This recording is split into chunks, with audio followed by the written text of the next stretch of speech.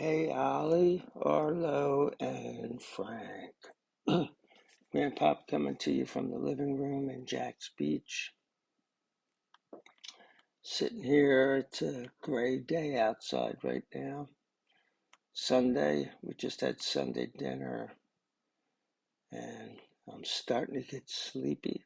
There's a thunderstorm about ready to roll through here, so maybe we'll see some lightning and hear some thunder.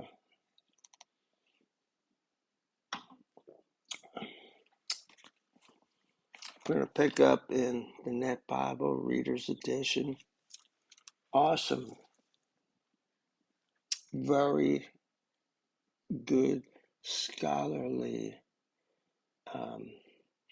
translation of the Bible.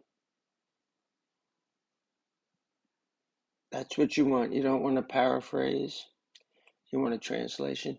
And you want a translation that is both a solid scholarly translation and in plain English.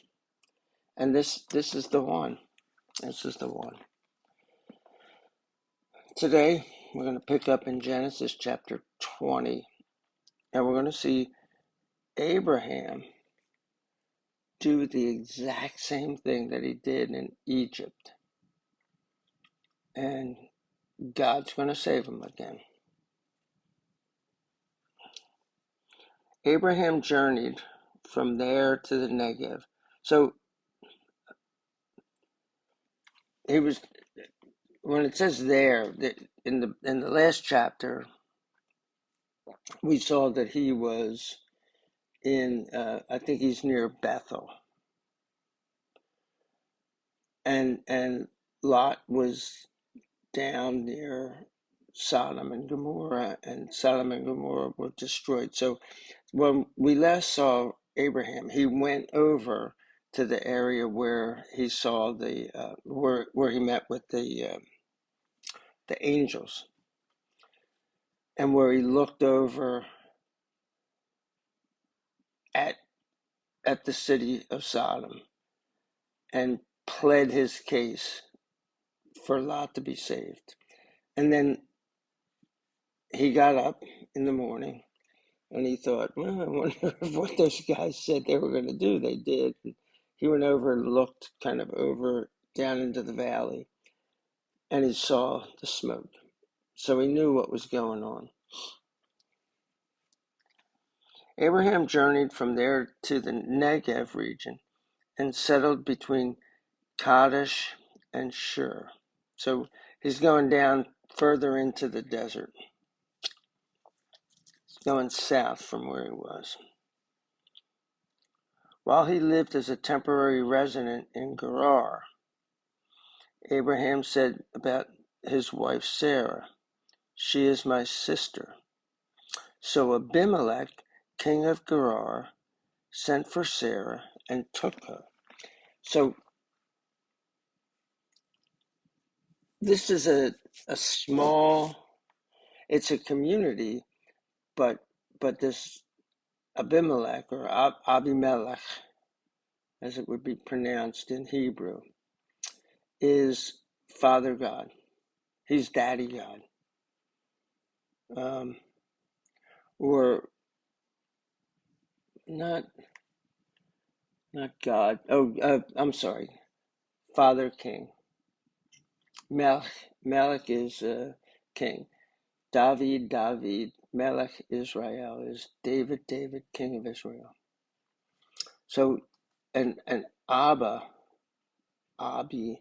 is father, daddy. So he's the daddy king of this land, of this tribe. But he's a very powerful person there. And Abraham says, "Oh well, yeah, Sarah's my sister." And we're going to find out that that's partially true.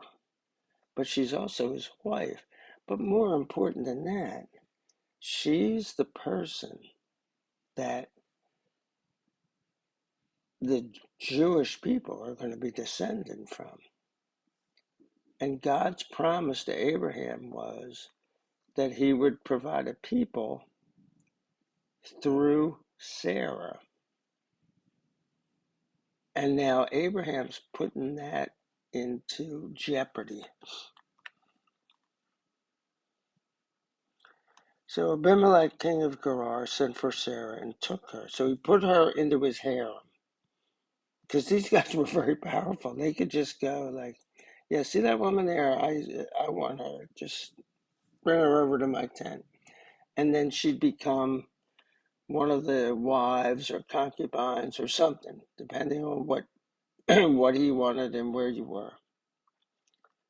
But God appeared to Abimelech in a dream at night and said to him, "You are as good as dead because of the woman you have taken. She is someone else's wife." And Abimelech didn't know this. He was told that, they go, yeah, well, this guy's coming here, and that's his sister. And she must have been a fox because she's in her 90s now. I believe she's in her 90s. If not, she's in her 80s. Trust me, I know some 80-year-old women. I can't imagine powerful men going like, yeah, take her and put her into my harem. So she must have been very, very attractive. Now Abimelech had not gone near her, so he hadn't messed up God's plan, hadn't had any kind of relationship with her. He just had her there in that tent. He said, "Lord, would you really slaughter an innocent nation? Did Abraham not say to me, 'She is my sister'? And she herself said, 'He is my brother.' I have done this with a clear conscience and with innocent hands." Then in the dream, God replied to him, "Yes, I know that you have done this with a clear conscience. That is why I have kept you from sinning against me, and why I did not allow you to touch her." So he's going, yeah, buddy, I know. You're a good guy. And that's why I made sure that you're a good guy. I didn't let you near her. Because he knows what we're like. He knows that, like, there's a lot of evil that dwells in our hearts. And I'm not making fun of that. It's a very serious thing, but he knows. He knows.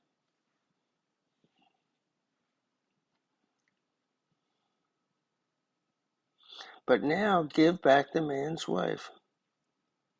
Indeed, he is a prophet, and he will pray for you. Thus you will live. But if you don't give her back, know that you will surely die along with all who belong to you. And I believe that what they mean by belong to you is everybody in your nation, because that's what he said. You're going to kill this entire nation, because this guy said that it was his sister. I believed her. Early in the morning, Abimelech summoned all his servants. When he told them about all these things, they were terrified. Abimelech summoned Abraham and said to him, "What have you done to us? What sin did I commit against you that would cause you to bring such great guilt on me and my kingdom? You have done things to me that should not be done." Then Abimelech said to Abraham, "What prompted you to do this thing?" So he's flabbergasted, like, why would you do this? Like, your God came to me in a dream and said that we were all dead men. Why? Why would you do this?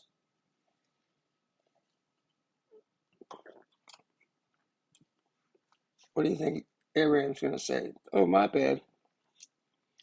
Abraham replied, because I thought, surely no one fears God in this place. They will kill me because of my wife.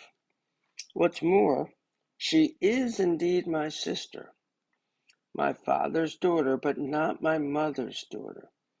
She became my wife. So he's doing the humana, which is a reference to Jackie Gleason in The Honeymooners. You guys will probably never, ever see any Honeymooners episodes, but that's something that he would say when he was under pressure. Humana. So he's like, yeah, that's the ticket. She is my sister, like my half-sister, and see, she was my sister, but then she became my wife, so I'm not really lying. But yeah, hey, Abe, you're lying.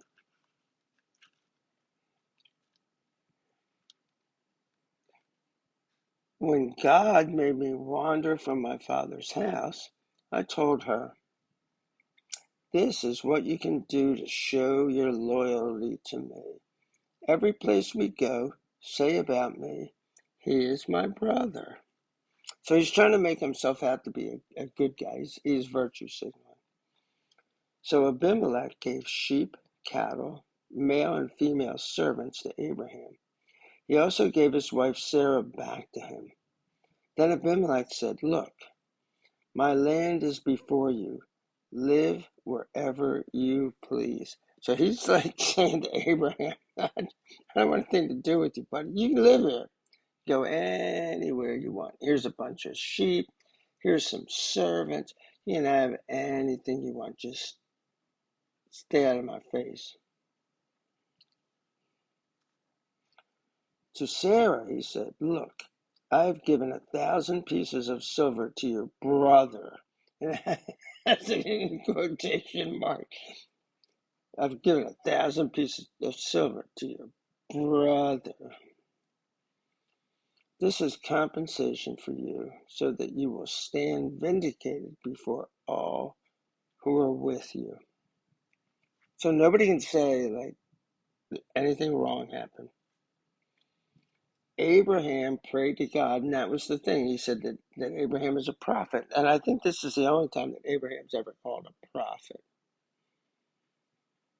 Abraham prayed to God, and God healed Abimelech, as well as his wife and female slaves, so that they were able to have children.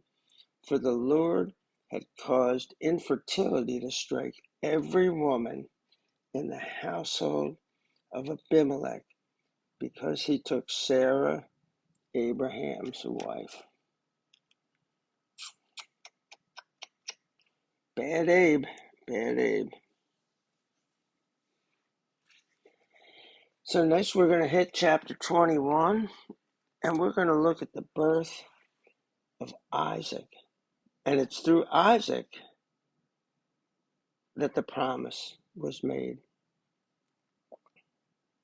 Until then, peace out.